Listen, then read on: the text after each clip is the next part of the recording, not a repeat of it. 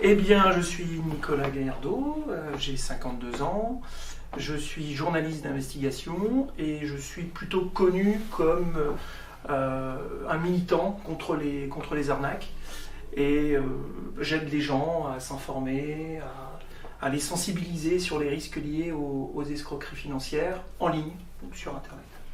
Alors en fait, j'ai été victime d'une escroquerie. Okay. Et à l'issue de cette mésaventure, qui a été plutôt compliquée, j'en ai fait mon activité professionnelle. Okay. C'est quelque chose où je me suis senti engagé et puis par la suite passionné par l'idée d'informer, de sensibiliser et d'aider les gens, parce que je pouvais comprendre ce qu'ils ressentaient. Au-delà de l'escroquerie en elle-même financière, il y a aussi un aspect psychologique.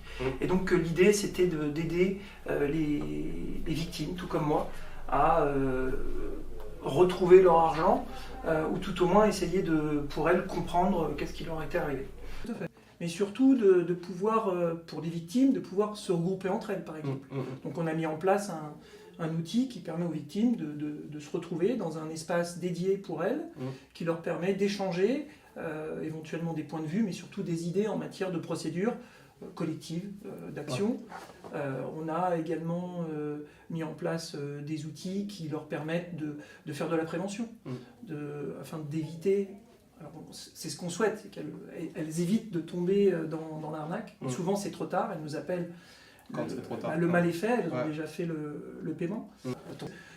On le voit, hein, les victimes souvent sont escroquées et perdent beaucoup d'argent, mais aussi elles peuvent faire l'objet d'usurpation de leur identité. On y viendra. 10 ans, donc en 10 ans il s'est passé beaucoup de choses. Il faut savoir que l'escroquerie aux faux investissements provient systématiquement d'une mode. Donc on a connu la mode des vaches laitières, on a connu la mode du whisky, la mode du diamant, qui a fait beaucoup de dégâts. Et puis on a eu également la mode aux crypto-monnaies, c'est encore le cas, avec l'augmentation de la crypto-monnaie. Et donc les escrocs surfent sur cette vague. Un jour, peut-être qu'un jour le diamant reviendra, mais aujourd'hui c'est la crypto-monnaie. Comment ça se passe un cas concret, c'est souvent la victime va remplir un formulaire, par exemple sur Internet. Okay. Donc on est un peu dans du phishing, dans l'hameçonnage. Et donc une fois qu'elle a rempli ce formulaire, elle va être contactée par une personne au téléphone qui se présente comme un conseiller financier, souvent qui va usurper l'identité d'une société réelle et sérieuse, et ensuite va lui proposer à cette victime un investissement.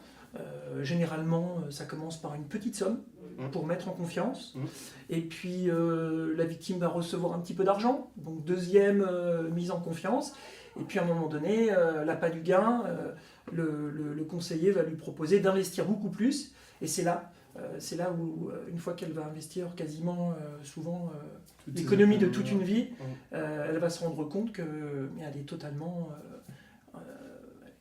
elle est escroquée, voilà, c'est terminé.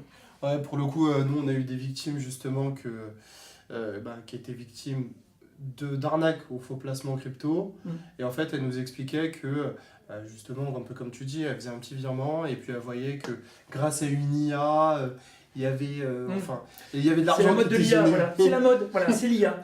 Et puis l'escroc va souvent prendre possession de l'ordinateur de sa victime, avec des outils comme Anydesk par exemple. Et donc en ayant accès à l'ordinateur de sa victime, il va pouvoir faire toutes les manipulations nécessaires pour transférer l'argent sur tel ou tel compte, sur telle ou telle plateforme exchange, etc. Et souvent, les victimes ne savent pas ce qu'est une crypto, ne savent pas ce qu'est une plateforme exchange, ne savent pas comment verser de l'argent. Donc c'est l'escroc, via Anydesk, qui va faire toute la manipulation et la victime va se laisser porter. Voilà. Moi, j'ai affaire, en parlant d'expérience, j'ai affaire à des victimes qui ont versé tellement d'argent qu'elles n'ont pas d'autre solution que d'y croire, tellement qu'elles ont versé d'argent. Elles peuvent qu'y croire. Tu comprends un peu ce sentiment-là. Et donc, je dirais, le premier conseil à leur donner, c'est ne jamais divulguer leurs informations personnelles, ne jamais donner l'accès à leur ordinateur à des inconnus, sans qu'elles aient fait une sollicitation préalable, des inconnus. C'est clair, il ne faut jamais donner ces informations. Mais c'est un vrai problème national, même, oui, on peut parler de la France, c'est un problème national. Moi je trouve qu'il n'y a pas assez de sensibilisation en fait sur ces sujets-là, j'entends à l'échelle nationale, l'État, quelque part sur protéger vos données, etc. Un spot publicitaire, ça pourrait être bien en fait.